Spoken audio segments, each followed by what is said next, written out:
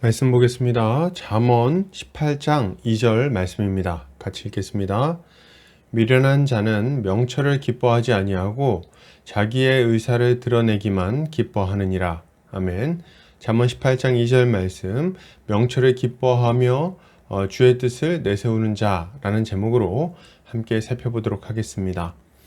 신자는 하나님의 말씀으로 깨우침 받고 그 뜻대로 순종하는 것을 기뻐하는 자입니다. 왜요? 하나님을 왕으로 삼고 그분의 다스림을 받는 것이야말로 우리의 인생을 가장 복되게 한다는 것을 알기 때문입니다. 오늘 본문을 통해서 이에 대해 함께 살펴보도록 하겠습니다.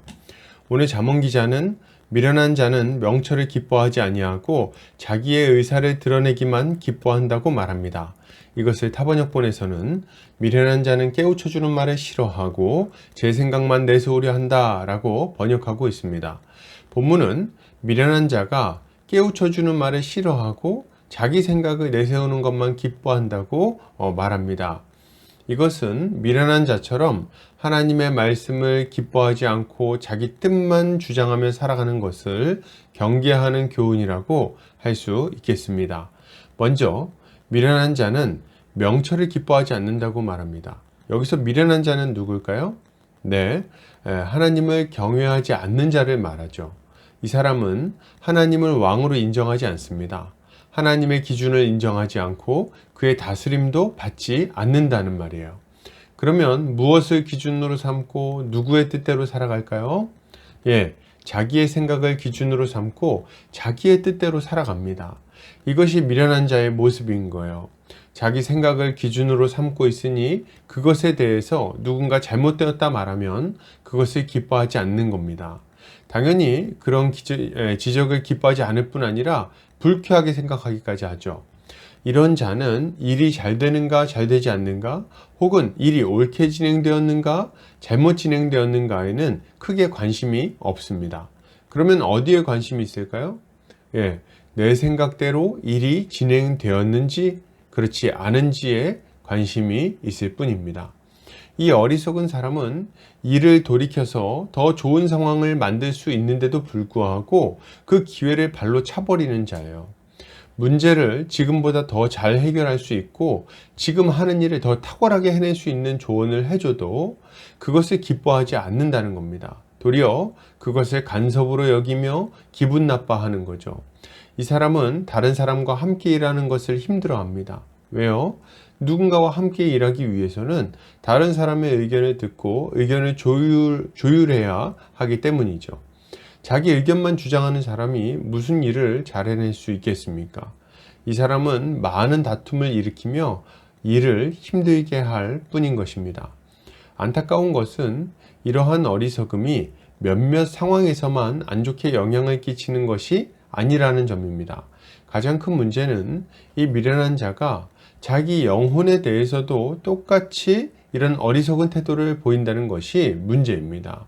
이 미련한 자는 죄 가운데 거하면서 고통스러운 삶을 살아갈 때도 돌이킬 줄을 몰라요. 하나님이 말씀을 통해서 그의 어리석음을 깨우치시는데도 불구하고 그것을 거절합니다. 자기 욕심을 따라 죄 가운데 거하는 것만을 기뻐한다는 거예요. 누군가 그에게 죄가 무엇인지, 그 죄로 인한 고통이 무엇인지, 어떻게 해야 그 고통에서 벗어날 수 있는지에 대해서 알려줘도 그것을 듣지 않습니다. 우리를 위해 이 땅에 오신 하나님의 독생자를 소개해줘도 들으려고 하지 않는다는 거예요. 그는 복음을 듣고 나서는 이렇게 말하곤 합니다. 그래, 네 생각은 알겠어. 근데 내 생각은 달라. 그게 죄라고? 난 그게 죄라고 생각하지 않는데 내가 예수를 믿느니 내 주먹을 믿겠다. 그래, 알겠는데 내 문제는 내가 알아서 할게. 등등 아주 완고한 마음으로 복음을 거절하는 거예요. 이러한 자는 결국 자기 영혼을 완전히 망하게 하고 말 것입니다. 여러분, 그러면 신자들은 어떨까요? 신자들은 명철을 기뻐하면서 살아갑니까? 많은 신자들이 명철을 기뻐하며 살아가죠. 그런데 어떤 신자들은 하나님의 말씀을 듣는데도 불구하고 자기 소견에 옳은 대로 살아가는 것을 보게 됩니다. 이들은 하나님의 말씀을 기뻐하지 않아요. 그 다스림을 받지 않습니다. 대신 자기 생각을 기뻐하며 자기 생각에 옳은 대로 행하는 것을 보게 되는 거죠. 여러분, 이렇게 살아가는데 그 인생에 좋은 열매가 맺혀지겠습니까? 자기 소견에 옳은 대로 행하는데 문제가 잘 해결될까요? 이런 모습 또한 자기 인생을 스스로 고통스럽게 하는 어리석은 모습이라고 할 수 있을 것입니다.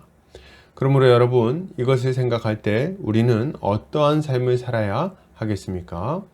우리는 우리의 어리석음을 깨우치는 하나님의 말씀을 기쁘게 받아야 되겠습니다. 그리고 우리의 뜻이 이루어지는 것을 기뻐할 것이 아니라 하나님의 뜻이 이루어지는 것을 기뻐하며 주의 말씀에 순종해야 하겠습니다. 이것이 하나님의 나라가 이 땅 가운데 이루어지기를 구하는 지혜로운 자의 모습이라고 할 수 있을 것입니다. 결론을 드립니다. 여러분, 주의 말씀을 통해서 깨우침을 받읍시다. 우리의 뜻이 아닌 하나님의 뜻을 드러내고 하나님의 뜻을 이루는 삶을 살아갑시다. 이것이 우리의 인생을 진정으로 복되게 만들어 줄 것입니다. 오늘도 주님의 지혜로 승리하는 성도님들 되시기를 주의 이름으로 축복합니다.